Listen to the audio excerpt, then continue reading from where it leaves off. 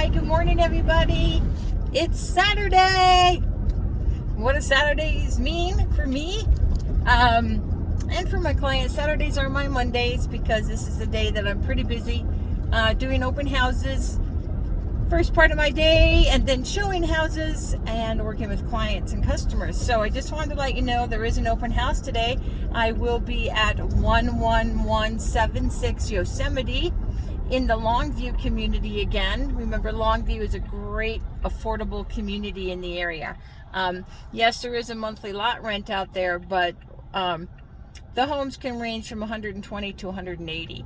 But I will be at 11176 Yosemite today from 11 to 1.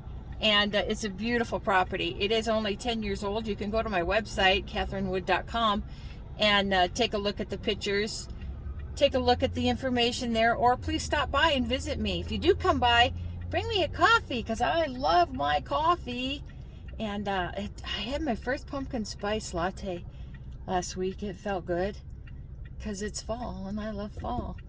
But anyways, come on out and take a look at Yosemite today. It's going to be busy. Got a lot of people contacting me about it. It is on the market for $169. I hope to see you there, and I hope you all have a blessed Saturday. Bye.